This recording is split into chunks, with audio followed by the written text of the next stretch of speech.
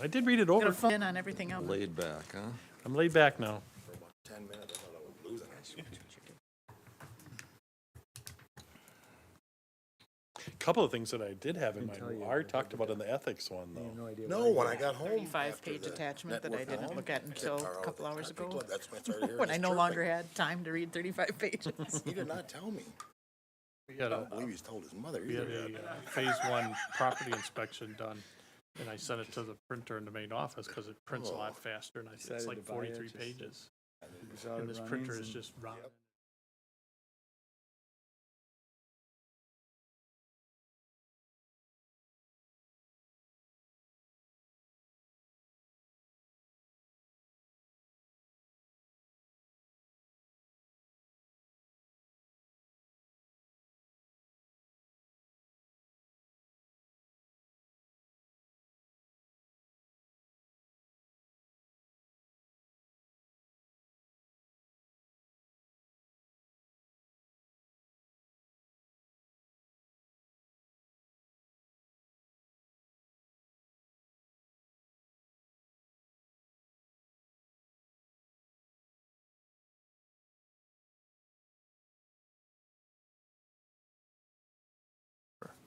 There was a hotel there. Oh, what did I do? Really? Yeah, there was a hotel there. Yeah. A lot of neat stuff in there. Is there a queue for time? When they, Right now. that's it. We'll call the meeting of the City Charter Commission meeting to order on this April 20th, 2022. First order of business is approval of minutes from our March 17th meeting. Any discussion on those minutes? I'll offer a motion to approve those. Is there a second? Got a motion and a second. Any other discussion on minutes? If not, all in favor say aye. Aye. Opposed? And then into old business. Our first discussion is regarding departments of the city, and the city attorney has drafted some notes on possible revisions to that section. Roger, do you have any other comments, or? Thank you, Rick. Just to give a little bit of background again on why we're even, you're looking at this. There's provisions in the charter now that basically say that our city manager is solely in charge of all decisions regarding hiring, firing, discipline of city employees. The only exception is that the city council has to approve action with respect to department heads. And so a question has come up about what is a department and who is a department head. And I pointed out at the previous meeting that currently we've got some departments that are in the charter. We have some departments that are mentioned in the city code. We have some that people have just started labeling departments without there being any formal action in the code or the charter. When it comes up as an employment issue, the council and the manager need to know, how do the two interplay here? So there's different ways of doing it. At the last meeting, we talked about the possibility of amending the charter to include all the departments, and that was everything from IT to library to all sorts of things.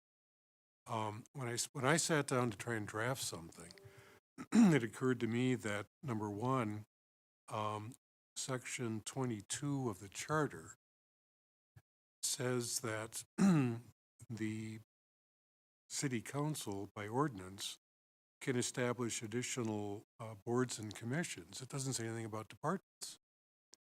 And it would seem like, as just a matter of local governance, I can see reasons why the council would have that authority. If there's a new area of city requirements that comes up that justifies creating a department, it would seem like instead of having to go through the charter commission, the council should be able to do it. So in option one, what I've done is to at least include the ability to add departments.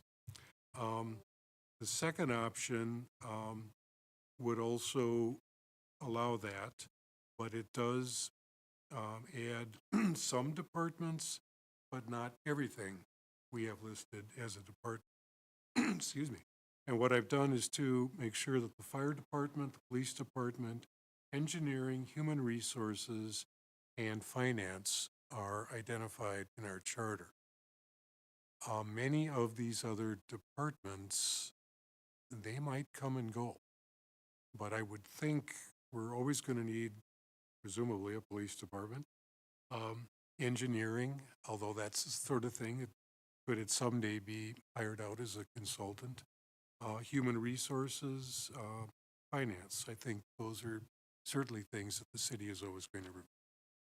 So if you were to recommend that the council adopt option 2, it would clarify and specify some additional departments. It would also authorize the city council to create new departments. And that way, if the council thought it was important enough, they could establish whatever other departments in the city they thought were necessary and appropriate. So it seemed to me, again, number 1, or option 1, pretty much just, states the language that's there, but adds the authority for the council to create departments. Option 2 broadens what's included as departments a bit and still gives the council the authority to create new ones. Thank you, Roger. Discussion?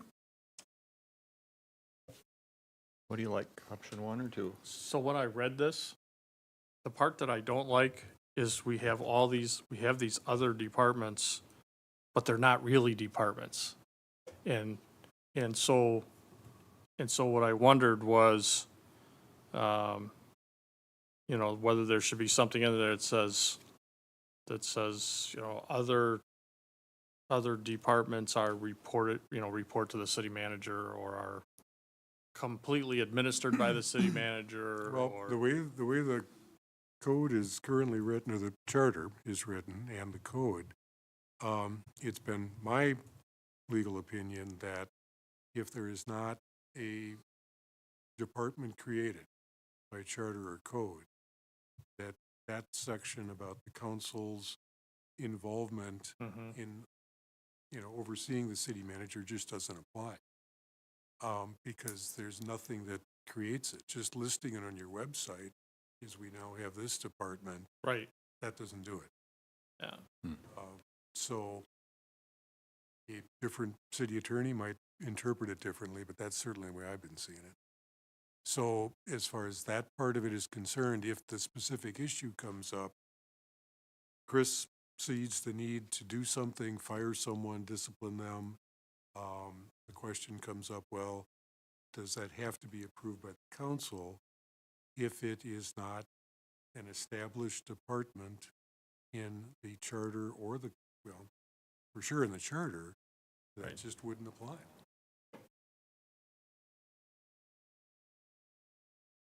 So should there be an administrative department was my only question, where the city manager and administrative staff would be underneath that. Well, That was the only one that I was kind of like, The city manager is, of course, under the council, yeah, so he's the head of that department. but it's not listed as a department. No, but the other part of the charter specifically says that, of course, the council is responsible for selecting the city manager. Right, that's So the part that I was like, well, should there be or shouldn't there be, but okay. Yeah, no, I mean, that's always the council's authority Yeah. to All take right. action there.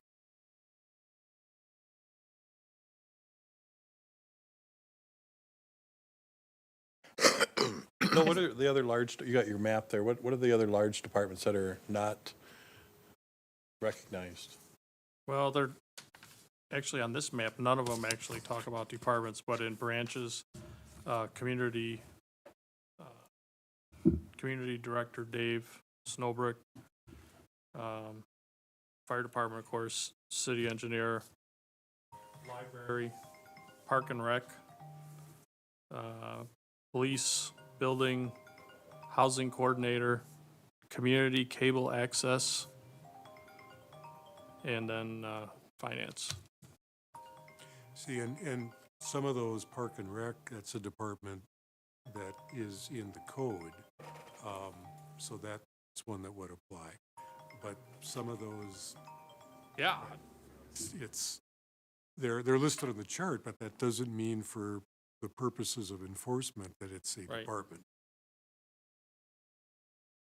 So what would you suggest after, assuming we take some action on this section, Roger? Should the council go back and formally set up those departments? Yes, and I say- think what the council would need to do would be, depending upon any recommendations that this committee makes, if you would go with something like option 2, where there's a few additional departments listed, when that comes on the council agenda for consideration, I think that they should also be looking at, as a separate agenda item, a question of what is in the code for departments now, and should the city code be amended to include any additional departments?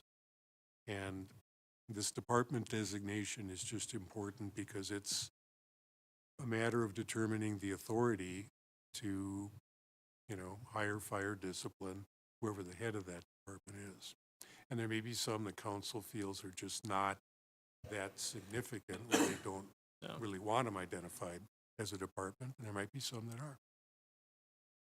Well, and by choosing to put certain ones in the charter, we're sort of saying, gee, there's going to be a police department. Yes, We don't want a council to come along and say, okay, we're not going to, good example. These are the ones that we kind of want to say, these are really the ones that should be for sure always a department, certainly subject to change by the charter commission at a later time, but others that might be a little more transient can still be departments. And by it's kind ordinance. of like, the issue that came up with Minneapolis and the question of defunding the police and the number of officers they had to maintain. They had requirements in their charter that had to be upheld.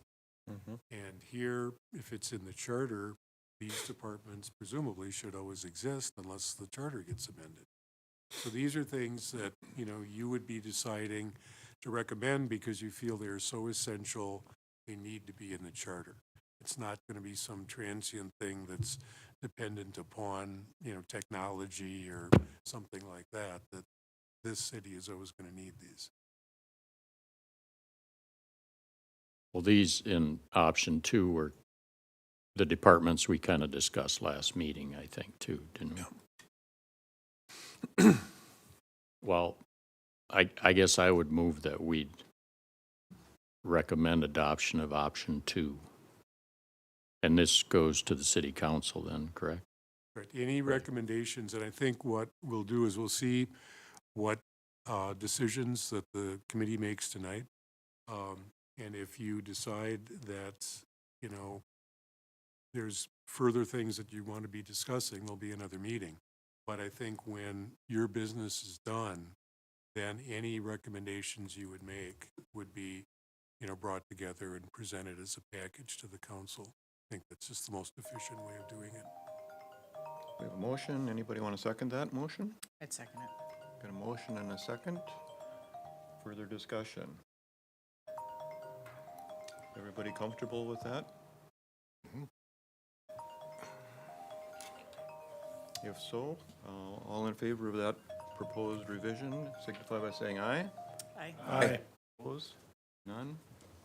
So we've got that one taken care of. Then the next one had to do with section 24, and that's this thing on incompatible offices that deals with an elected official, the mayor or a council person, or an immediate family member holding any paid municipal office. And we had talked previously about just totally deleting that, which is still a recommendation you could make, but that was not acted on at the last meeting. And there was discussion about looking at incorporating some of the terms that the city of Minneapolis uses. So what I did is on option 2, tried to wrap in their language into what we already have. And in option 2, the way it now reads is that the elected official, the mayor, city council person, cannot be a paid city employee. I took out the reference to, there being a prohibition on any relative being an employee, but I added language at the end of the first paragraph that would say that they shall not influence or attempt to influence hiring, transfer, suspension, promotion, discharge, reward, discipline, or the adjustment of grievances of a related person. Then we need to define related person. And the definitions that follow are what Minneapolis uses. Now, these may, you may want to constrict this, or assuming you want to go this direction at all, because these are pretty broad. First off, they define it as a spouse, someone in a marital relationship, a domestic partner relationship. Then it says or other committed relationship. And in my mind, that's the language they use, but that's pretty vague. We're going to be looking at any particular day, the extent of someone's commitment to another. I don't know that that's a decision I'd want to be making. So, I mean, there's language that can be stricken here. And then they also use significant familial relationship. And then, of course, that has to be defined. So then they're talking if by blood or adoption, it's a parent, child, grandparent, grandchild, brother, sister, half-brother, half-sister, uncle, aunt, nephew, niece, first cousin, and then by marriage, they get into what those would be. They had divorce would terminate it. I also added death of a spouse would terminate that arrangement. So, and again, this is not something where with the first paragraph language, it's no longer the deal that if someone's going to lose their job with the city. That's not, there's nothing that's going to happen with that. It's just the elected person, the council member or the mayor, basically could not get involved influencing or attempting to influencing things that would relate to that person's employment. So, it would be, in a formal setting, if you had a person who was a department head that the city manager wanted to take action on, where the council was going to be approving or disapproving it, the person with conflict could not participate in that. It would be broader than that. I think it would prohibit the mayor or the council member from putting pressure on the city manager, leave this person alone, or, do this or do that, if they've got that relationship. So, that's just an option I thought you might want to consider, because at least we would not have the thing where someone is going to be losing a job, just because they've got a familial connection to an elected official. But it would also take a look at situations where, should that elected officer be sticking their nose into something where they've got that city employee with that kind of a connection, and then the question is, how close does the connection need to be? Just that. When you sent out those guidelines from the League of Minnesota Cities, that covered just about everything that could possibly happen, it seemed like. A lot, right? Because, you look at some of this, and yes, you're covering a lot, but what about golf buddies or people that are in a card club? Or, there's just so many ways that there's conflict of interest. Can the charter reference the guidelines of the League of Cities? No, I think generally, the charter, it's our constitution. It's something that shouldn't be really a floating document. We're depending upon what they decide up in their offices. Now our charter has been changed. I think we need to have it in black and white, what we want to say. And if you're going to include something in the charter that says that elected officials shouldn't be influencing things involving employees that they have a connection with, you just have to go on and then define what that connection is, how close do you want to get. That's the problem we have with the existing languages. what's immediate family, there really wasn't anything that helped staff or the city to apply that. And so we're relying upon other authorities, which isn't the way to do it. Because part of this is to just put people on notice that, hey, it's in our charter, you shouldn't be doing that. You know that Joe is your brother. Yeah, he works for the street department, shouldn't be, you know, getting your nose in to try and direct the management to do one thing or another. But in our recent case, it wouldn't require anybody to resign. Absolutely, right. That part That- of it would be yeah. changed, so we would not have full-time employees, or, you know, a situation where the elected official and the employee have to decide, well, either I'm gonna resign or you're gonna lose your job. Right. So we wouldn't have that. So I think this, what this is intended to do is to address the possible mischief that could come up if you have that elected official trying to influence, you know, something involving the person they're connected to. That isn't appropriate. But how do we put it into words? And how far do we have that stretch, I guess? Right.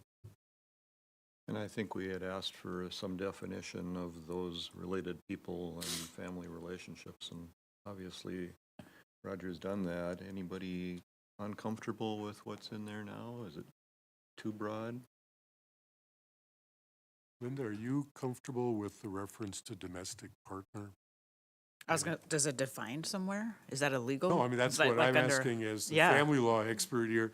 I think we all kind of know it when we're talking about it. Right, But but- I'm not aware in Minnesota that there's really. Is it any in the def- Human Rights Act? Or, I mean, you see it in insurance claims? I don't, See, and I don't know, yeah, I mean, there's, you know, health insurance law, I think, that might talk about domestic partners, but How about if you reference same household? Can you do that? well, then, I guess the question is if it's my roommate, I mean, maybe. I mean, you know, but if it's just some guy I found online so it can share my rent expense, you know.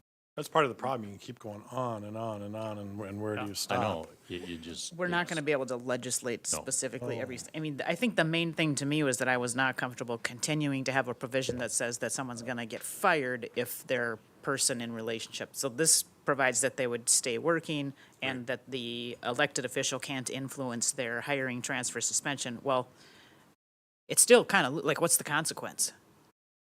You know, we worry about making sure that we can identify that it's happened, and then what's the consequence of then publication, and sort of does the elected official forced to resign, or can they I be think removed? action, yeah, I think there's provisions in the charter where if there's an elected official who is violating the charter, that action could be taken. Okay, You know, so I guess, so then at that point, maybe determine, I mean, that's what we do, right?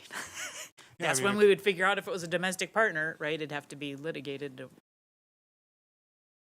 right, and I guess that would be one way of looking at it. And I don't, I mean, domestic partner, I'm sure that there are definitions in different areas of the law because they're acknowledged to have, you know, more rights than was previously the case. The significant familial relationship, they use that term, but to me, that's really troubling. I have no idea, frankly.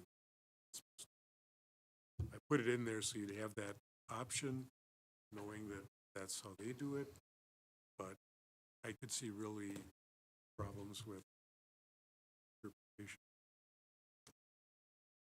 Well, I do like that it's in there. And I will tell you, within the last 3 or 4 years, we had one of these come up where a person was promoted into a administrative position. The significant other moved into the department, which we had no language around this, so now we have, you know, a boyfriend, girlfriend, and there was extensive pillow talk, I will call it, you know, and it created all kinds of problems within that department. And then they broke up. you know? And, Worse. yeah, and, I mean, unfortunately, it wasn't, you know, violent or anything like that, but it was, but for the employees that had to work in that department while the two of them were there, I mean, it was, there was a lot of conflict and arm twisting and stuff going on, and so, you know, I think in these days, I think you have to have something, and I think law in general, has tried to get their arms around and grasp this whole subject of, you know, people that live together and, you know, some have extensive families that they have as well, so I think just having some comment in there is probably fine. I think it's pretty general, and I think that's fine too. And I think I misspoke. My concern was with the term committed relationship, because there is the definition, of course, of significant family relationship, which you can, you know, narrow down if you wanted to. But the committed relationship, that to me is, I have no idea what your standard is for that. Well, the other part that came out later, that statute that came out later does touch on that as far as if you do have any gain by it, whether it's through family or committed relationship, that it's actually a misdemeanor. So, Well, that's the conflict of interest. If you make a decision in a conflict of interest, Right. the contract could be void, or you could be, but I don't think a misdemeanor would apply to this, would it? No, I think that's why I sent you that big packet, and not all that stuff, of course, really applies to what the commission's looking at, but there have been for a long time those state statutes on the books that deal with financial conflicts, and they're pretty specific. There are some exceptions to them, but to the extent that that's a concern, I don't think we really need to address those things, because that's covered. This Okay. is really more, I think, in the employment area. okay. When you've got a city employee who's got a connection to that elected official, you know, should that elected official be involved at all when it comes to actions relating to that person, you know, advancement, discipline, termination, whatever. But then it's, okay, well, what's the set of people that you want this to apply to? How broad? So is the this potential gonna scenario is a city councilor gets involved in somebody's employment relationship. I mean, to start with, we already know that shouldn't happen very often. It'll be a problem because the city council should not be managing at that level, right? Correct. So, I mean, right away, we're gonna be able to identify we got a problem here. And then we're gonna argue about what their relationship is and whether it follows in this. Yeah, and now Right. part of this, and you know, the people who are on the council have got a fine line, because, you know, generally, you know, an argument can be made that you should let the city manager manage the city if you get reports, you know, from other city employees or something, that there's really something bad going on. Well, that shouldn't mean you can't report to the city manager. Say, hey, we heard this guy's stealing money or whatever. He's, you know, letting other people drive his city truck. You know, that kind of stuff. But if it's somebody that's connected to you, at that point, should you be getting involved? You know, all of this, to me, it comes down to that, the counselor's code of ethics. I'd rather see more language in here on the counselor, how he could be, I mean, he should not be sticking his nose in that business. I mean, we all read about it. It does happen. Other I mean, it happens. Is there a way to put the stronger, how do you do it? Code of that ethics for gets the to counselor? what Michelle had asked about, which is the last item on the agenda, and that's the whole question of adopting a general code of ethics, and, you know, whether that's something we should have in the charter, and if you want to recommend that, then what should that consist of?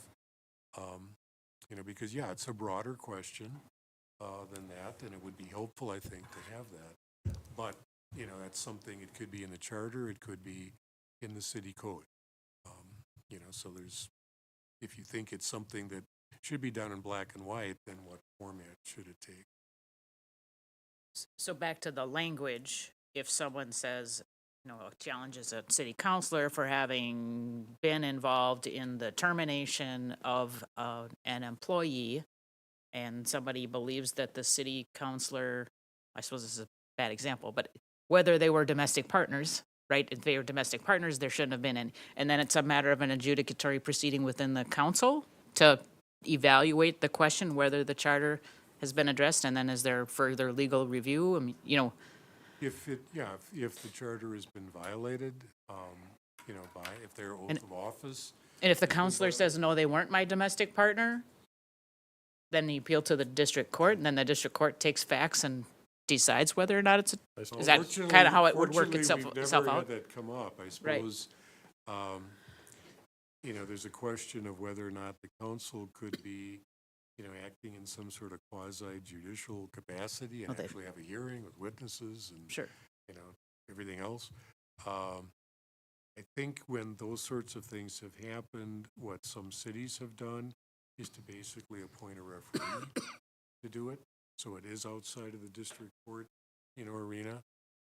So that, because I think, you know, for due process, you have to give them some forum Right. to have a fair hearing on.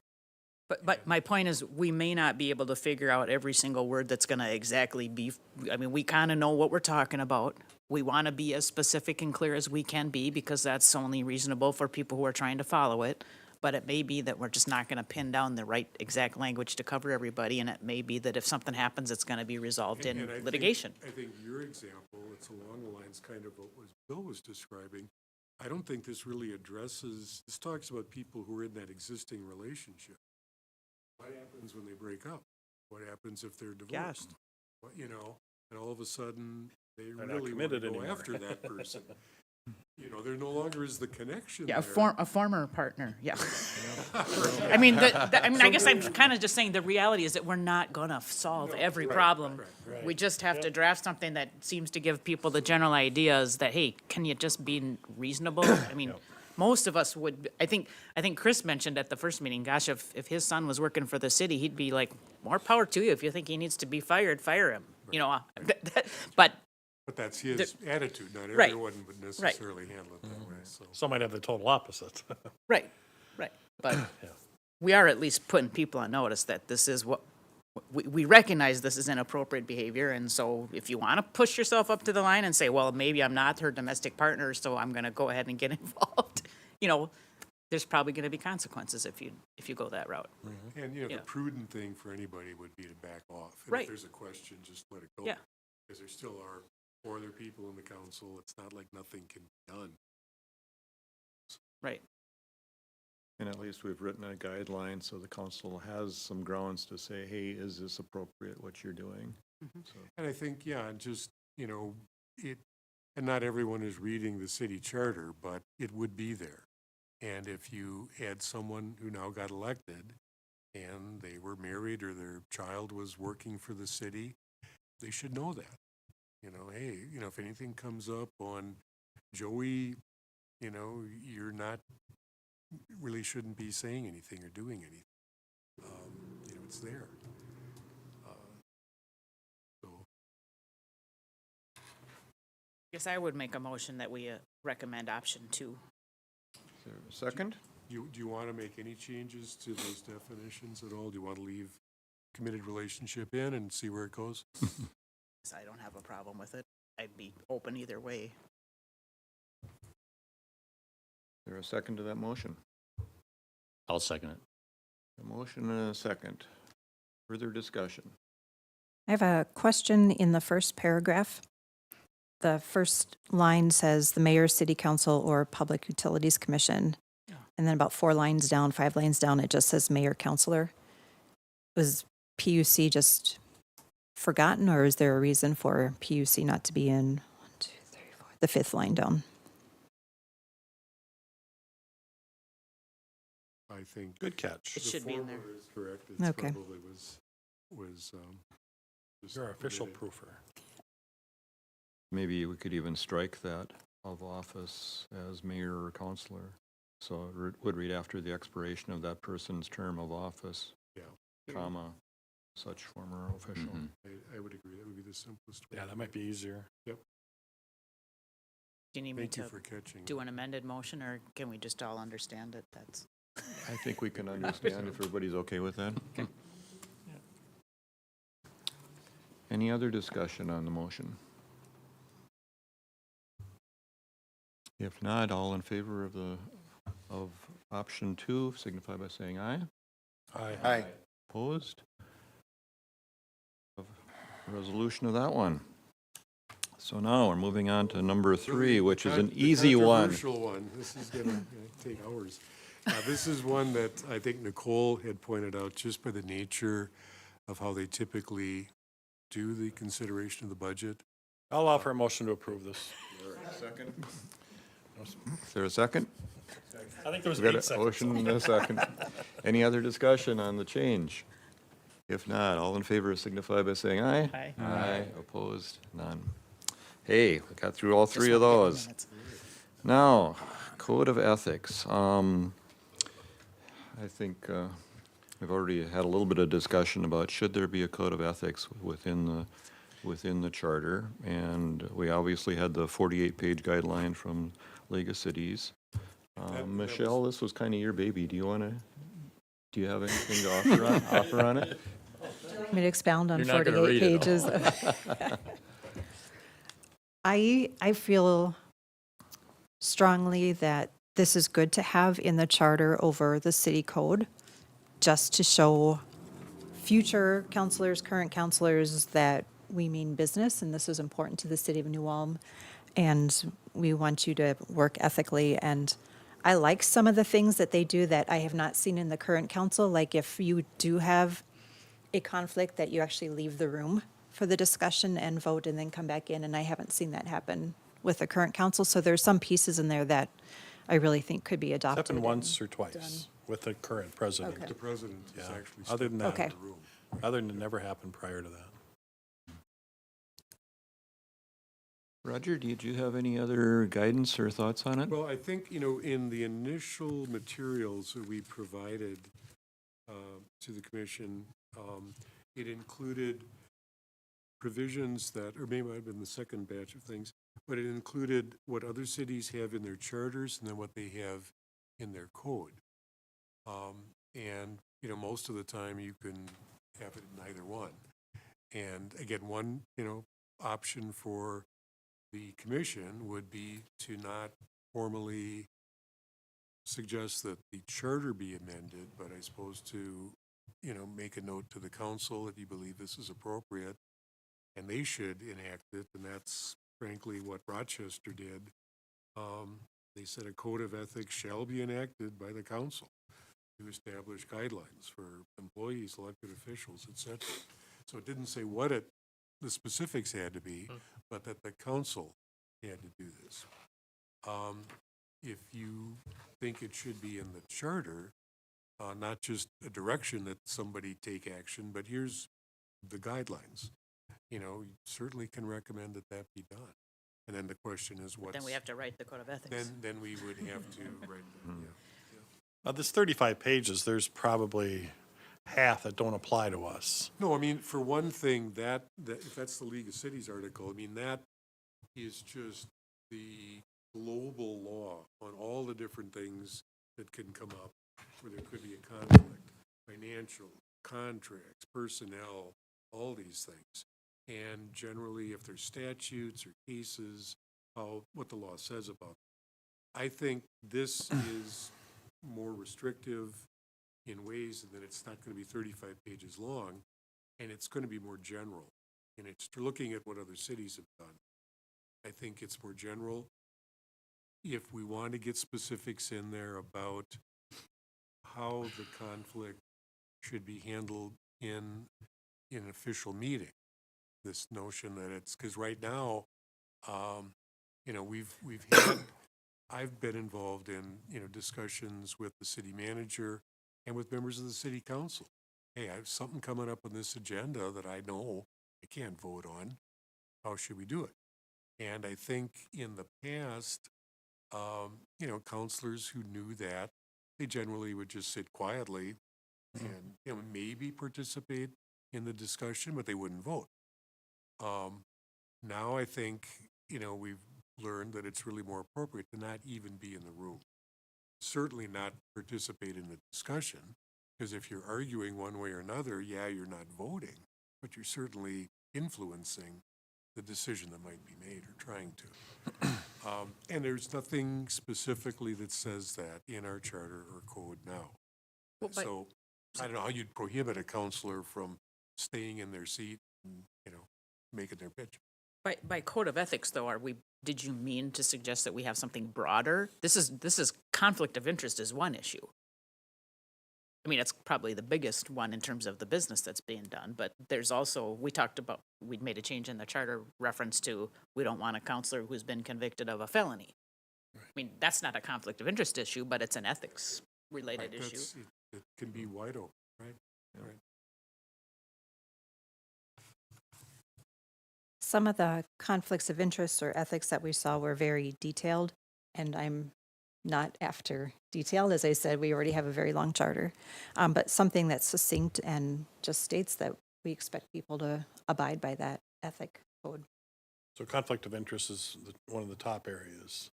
And at this So were point, do we have, Were there any particular cities where you saw language that you thought would kind of meet the needs that you're looking at? I believe Duluth had a good one. Okay. I'd have to go back and look at all of them. didn't Stillwater or somebody else have something over in that area? Duluth Don't put it remember. into one paragraph.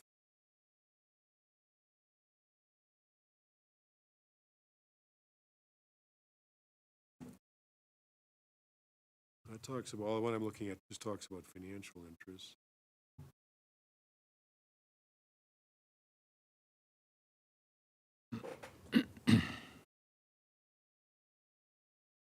Well, for the purposes of tonight, we can't, I think there maybe is some agreement here that we should have some form of ethics addition to this charter. So we're probably going to need to do a little research.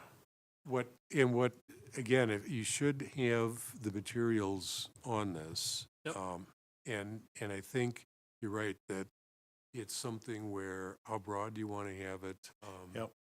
If you're seeing something, we might meld things from different cities, or we might find something that you like, but it's really longer than what you think we need. It might make sense to reconvene, have everyone take I a think so chance to too. look at that. Because unless there are any other issues that people have, this would be the last one, I think, for you to take up. And again, the question comes up about, what's the authority of the Charter Commission? You can really consider any changes to the charter that you want to. I think for purposes of the open meeting law, it's certainly best if we can get specific topics in an agenda, because this is a public meeting. If anyone wanted to attend, they could. Nothing is actually going to happen with your recommendations until the council would act on them. And if they, move forward, instruct the city attorney to draft an ordinance to change the charter, then that'll start, becoming official. So But- Bill, I might have to go back a little bit on what I said, but I still have concerns about that one area that you could have 15 domestic violence cases and still be a city councilor, and there's nothing forcing that counselor to resign. It makes the city look bad. I just think we should give that a little more thought. I don't know how we, We didn't change that? I'm sorry, why do I not remember that we? it was on that list that I had, Uh-huh. that you can be, if you get a gross misdemeanor or felony, yes, you have to resign, but a misdemeanor, you do not. And hopefully we could stick something like that in a code of ethics. Is that correct? You absolutely could, absolutely, yeah.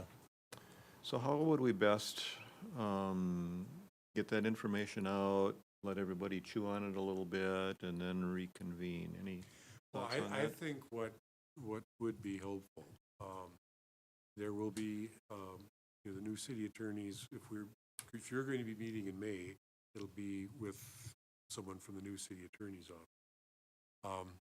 What I would suggest is that if you wanted to, if there was language that you like, I mean, the easy way would be to kind of cull through the materials from these other cities. And, even stating just, hey, I kind of like the way Stillwater does it, or Duluth, or Minneapolis. Maybe if you would want to get that to Lisa Pelzel, if you get it to me, I will make sure that it gets forwarded so that you know, whoever would be here is from the city attorney's office would be able to get you some language so you can see in black and white. I think that's the best way to consider it. Instead of just talking about it, you need to see what's the proposal. And if you want to amend it, it's a lot easier to do that while you're discussing it. So, and then as far as the next meeting, you know, right now, this looks like it would be the last issue.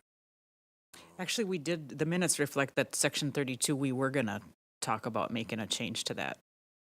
Is that the one I talked about? That's what the minutes, yeah, it said that, we talked about crimes of violence and that we were gonna talk about discussing that again at this meeting, but, it must have just got overlooked. It's not on the agenda.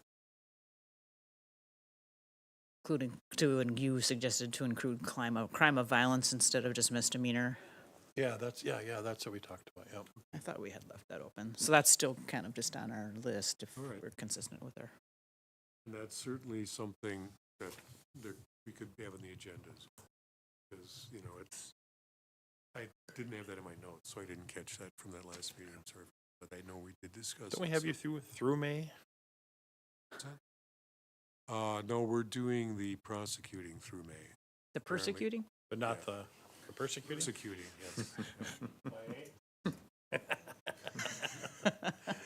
There'll be different legal beagles handling it. So civil's only through April.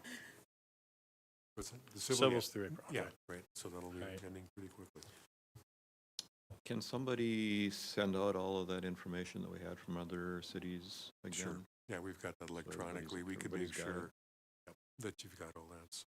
Are we comfortable then just communicating by email after everybody looks at it and trying to decide if we want to meet again or anything? I think we have Can't, to. we have to, we can't. Vote on it. Or the conflict of Ethics. ethics. Both items, actually. Right. To vote officially on them. We can talk by email Right. and say, yeah, I like that, no, I don't, but Can we? Can we? I don't think No, I say no. I don't think that's an open meeting. oh, you're right, it's not an open meeting. No, we can't do that. No, Clay would not like that. Well, So no, we'll need to bring everybody together. No, I think we absolutely have to be together, but I think you can certainly pass things on to the city attorney as far as. Why can't your- we meet before the 1st of May? Still got a week and a half. some of us aren't retired.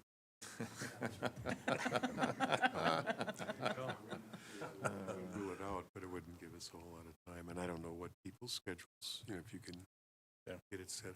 But I think we should be asking Lisa to get a doodle poll out there, because in May sometime, it certainly should be ready to go.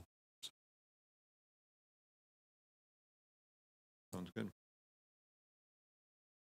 Do we have any So- other announcements? I think to clean this up, we need to I'll offer a motion to table 3.4 to the next meeting with additional information provided by our city attorney and staff.